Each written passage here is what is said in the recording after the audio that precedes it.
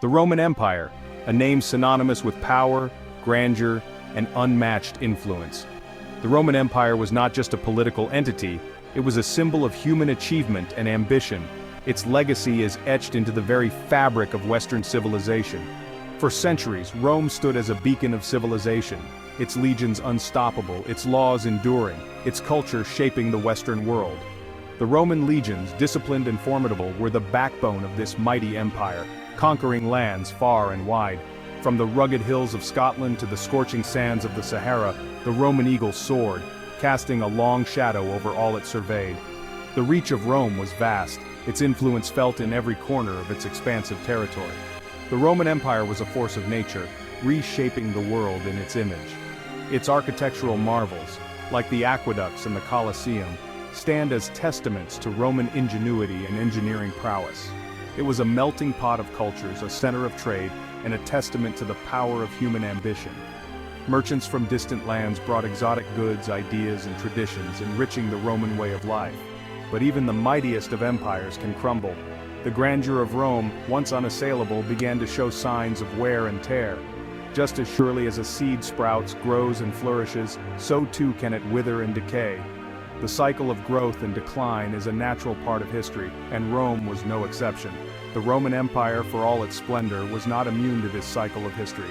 Its decline was a slow, agonizing process, marked by internal strife and external threats. It was a slow, agonizing decline, a gradual unraveling of a once great power.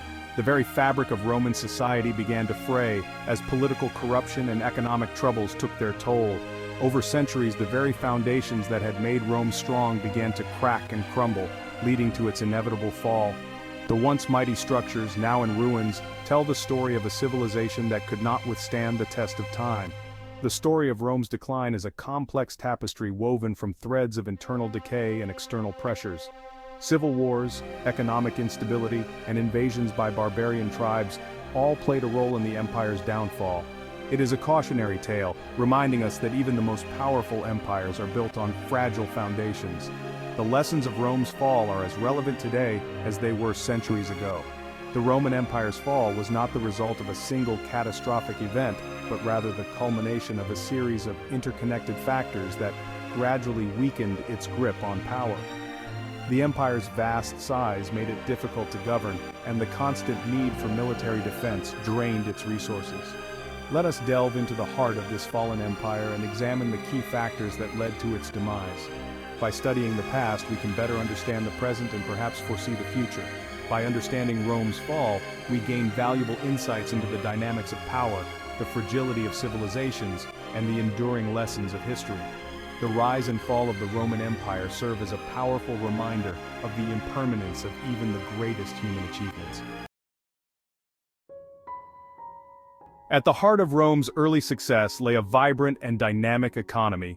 The bustling marketplaces were filled with merchants trading goods from all corners of the empire, creating a melting pot of cultures and commerce. Trade flourished, agriculture prospered, and the Roman legions, financed by the spoils of war, ensured stability and security. The legions not only protected the borders but also facilitated the safe passage of goods, further boosting economic activity. Yet beneath this glittering surface, cracks were beginning to appear. The very foundations of Rome's prosperity were starting to crumble, revealing the fragility of its economic structure. The empire's reliance on slave labor, while initially boosting its economy, ultimately proved detrimental. Slaves were the engine driving the Roman economy, but this engine was built on the suffering and exploitation of countless individuals. As the empire expanded, so did its dependence on slaves. Conquests brought in a steady supply of captives who were then forced into labor, perpetuating a cycle of conquest and exploitation. They toiled in the fields, mines, and workshops, forming the backbone of Roman industry and agriculture. The vast estates of the wealthy were maintained by these enslaved workers, who received no compensation for their labor. However, this reliance on forced labor came at a heavy price. The human cost was immense, and the social fabric of Rome began to fray as the gap between the free citizens and the enslaved widened. With a large portion of the population enslaved and denied wages, consumer demand stagnated. The markets, once bustling with activity, began to see fewer buyers as the purchasing power of the populace dwindled. This lack of purchasing power among the lower classes stifled economic growth. The wealth generated by the elite did not trickle down, leading to widespread poverty and discontent among the common people. Furthermore, the constant influx of slaves discouraged innovation and technological advancement. Artisans and craftsmen had little incentive to develop new tools or methods when cheap labor was readily available. Why invest in expensive labor-saving devices when a steady supply of cheap, albeit unwilling labor was readily available? This mindset stifled creativity and progress, leaving Rome technologically stagnant. This stifled technological progress, leaving the Roman economy stagnant and vulnerable to competition from more innovative rivals. Other civilizations began to outpace Rome in various fields, from agriculture to manufacturing. The Roman Empire's economic woes were further compounded by its over-reliance on gold and silver for currency. The finite supply of these precious metals limited the empire's ability to expand its money supply. Constant wars and lavish spending by the elite drained the empire's coffers. The opulent lifestyles of the wealthy and the continuous military campaigns required vast amounts of resources, depleting the treasury. To counter this, Rome resorted to debasing its currency, reducing the precious metal content in its coins. This practice was a short-term solution that had long-term consequences. This led to rampant inflation, further eroding the purchasing power of ordinary citizens and crippling the once thriving Roman economy. Prices soared, and the value of money plummeted, creating a cycle of economic instability that the empire could not escape. The Roman legions, once the undisputed masters of the battlefield, were instrumental in Rome's rise to power. These disciplined and highly trained soldiers were the backbone of the Roman Empire, their presence a symbol of Rome's might and ambition. They were the iron fist of the empire, crushing rebellions, conquering new territories, and securing trade routes. Their efficiency and effectiveness in battle were unmatched, and their ability to adapt to different combat situations made them a formidable force. However, as the empire expanded, so too did the demands placed upon its military. The legions were constantly on the move, marching across vast distances to defend the empire's ever-growing borders and to maintain order in newly conquered lands. Maintaining a vast empire stretching from the Atlantic to the Euphrates required a massive military presence. The Roman Empire at its peak was a sprawling entity, and the legions were spread thin, stationed at distant outposts and patrolling extensive borders. Garrisons were needed to defend borders, quell uprisings, and protect trade routes. These garrisons were often isolated and had to be self-sufficient, relying on local resources and support from the central government, which was not always reliable.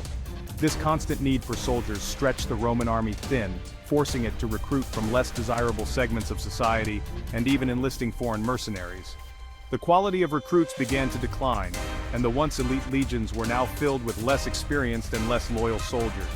This not only diluted the army's fighting prowess, but also fostered loyalty issues within its ranks. The introduction of foreign mercenaries, who had little allegiance to Rome, further complicated matters, leading to internal conflicts and a lack of cohesion. The overexpansion of the empire also created logistical nightmares. Supplying and maintaining such a vast army required a complex and efficient supply chain, which was often disrupted by hostile territories and long distances. Supplying and paying a vast army spread across such a vast territory became increasingly difficult and expensive. Delays in payment and shortages of supplies were common, leading to discontent and desertion among the troops. The Roman military, once a symbol of strength and discipline, was becoming overextended, overstretched, and increasingly vulnerable. The constant strain of defending such a large empire took its toll on the soldiers, who were often exhausted and demoralized. Moreover, the constant warfare, while initially profitable, eventually took its toll. Prolonged conflicts drained the empire's resources and left the soldiers battle-weary and fatigued, reducing their effectiveness in combat. The spoils of war, once a source of revenue, were no longer sufficient to cover the spiraling costs of maintaining such a vast military machine. The empire's finances were stretched to the limit, and the once bountiful treasury was now struggling to keep up with the demands of the military. The Roman military, once an instrument of conquest, was becoming an unsustainable burden on the empire's dwindling resources. The soldiers, burdened with heavy equipment and facing harsh conditions, were no longer the invincible force they once were. The cracks in the once mighty Roman military were beginning to show, signaling the start of the empire's decline.